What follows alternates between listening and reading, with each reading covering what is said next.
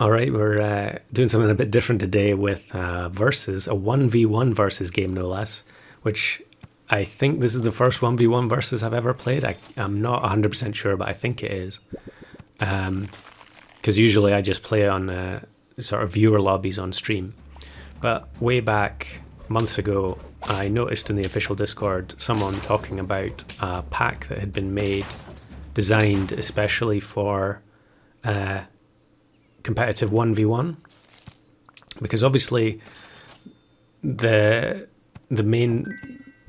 default packs were designed for arena, and versus was a sort of I wouldn't say afterthought, but it was an add-on really. And there have been many units in it that have been changed in arena in order to prevent versus from being completely busted. So things like dromedary and beetle and chicken more recently. So I was keen to see the contents of the pack, so I messaged the person who posted it, whose name is Sniksir, I think. I hope that's the correct pronunciation. And they had created a Discord for this pack. It's not this version that I originally played. And the original plan was that I was going to just play it in arena and then link to the Discord and say, look, you know, if you're interested in playing 1v1 games that are actually a bit more balanced, you know, try this pack out. I took it into arena. It was very, very difficult in customs. I did eventually get a win, but that video never got posted. And fast forward to now, and a new version of the pack has been released. And I think this is version 1.0, so I guess it's kind of the first, maybe considered the first stable release. I'm not sure, but I said to Flame, "Would you like to just have a game of this and see?" Since I don't know if I'm sure Flame has probably played 1v1 at some point. I don't actually know, but I said let's just try it and see what it's like. So the contents of the pack were up at the beginning, but I really didn't spend much time scrutinizing them. In fact, here I was kind of surprised to see Penguin, because I thought it was more of an anti-scaling pack in that there were much fewer scaling pets available. But I suppose ultimately you do need scaling pets, because scaling is one of the ways that you get sort of forced towards an end game. That, you know, you have to do something to keep pace with your opponent. And strangely enough, Flame also managed to get the Penguin on turn 5 there. So my enthusiasm was short-lived. But I keep checking the pack and then not even remembering what's in there. So in here as well, I was don't know what I was thinking. I combined the seahorses, but I hadn't even really found anything that I wanted in the shop. So I don't know what I was doing. But I think at this point I know I'm going to get beaten by Flame next turn, so I might as well just search, and luckily we find the final seahorse. I don't think even with the double swap it's enough. The iguana doesn't do enough damage to kill anything. And the dog, level 2 dog, gets enough temporary stats to beat me, so I'm gradually dwindling lives. But here we get Shark, which I was very happy to see. And now I think I'm checking I'm checking his team again, but I think I was going to check to make sure if Pill was in the pack. I'm pretty sure it is. But then on this roll I get Mantis, and that is ideal. So I sell Skunk. It's not going to be that good against the dog, because the dog will get the stats back with his summons. Although now he's moved the dog to the front with and there's no summons left. But the Shark should be good enough here for the draw, which it is.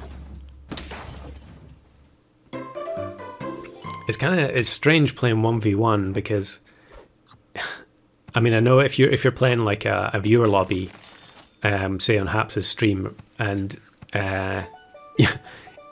if you get to the final 2, then obviously you're playing a couple of rounds, 2 or 3 rounds, maybe more, of 1v1. But for the most part, you're just getting matched against random people. So you're maybe more focused on just your own build rather than trying to counter the other person's. And honestly here, because I got the Mantis and Shark combo,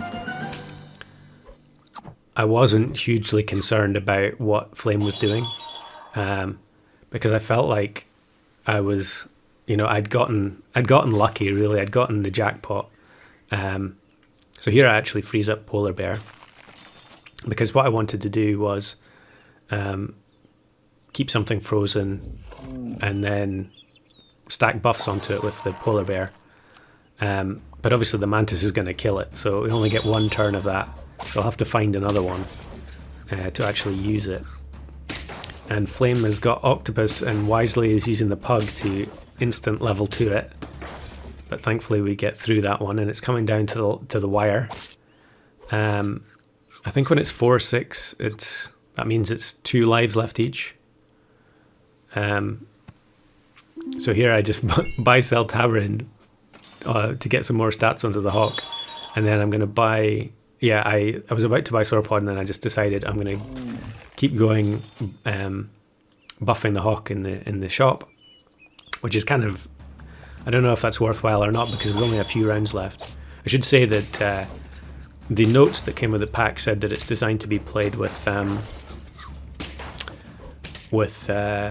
14 turns. 14 hearts, which is what we started with here.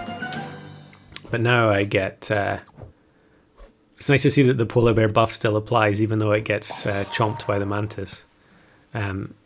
So here, you give the Mantis the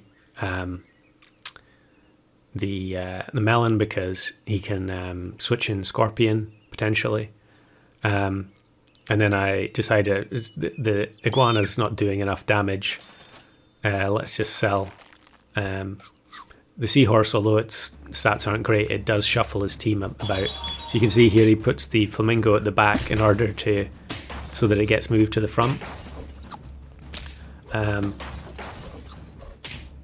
And here, yeah, I think the Sharks, yeah, with the double snipes from the respawning Octo, that's going to be enough to take me down to my last life. But thankfully I get Stego and Tiger in the shop, which is I felt a bit greasy doing that, but when it's 1v1, you've got to do whatever it takes to get the win. So get the melon onto the Shark. I think leveling out the Mantis is kind of pointless, but I should probably actually have save that lemon, and then I can put lemon on the Tiger and guarantee that the stats don't go to the stats all go to the unit in front. But I think what happens here is I get Octo. So now we can buy Octo, and I put the one. Although Octo 1-up is good, I put 1-up on the Tiger so that the Octo is guaranteed to get the stats. And unfortunately, Flame forgot that the Stego doesn't work anymore with the equipment. That was a bit unfortunate. I'm not sure if I would have won here anyway, but it's a very close finish. So GG's to Flame, and thanks for helping me try out the pack. So I'll put a link to in the description to the Discord, where you can get access to the contents of the pack, and you can make suggestions and things. I think the author is always open to ideas on how to improve it.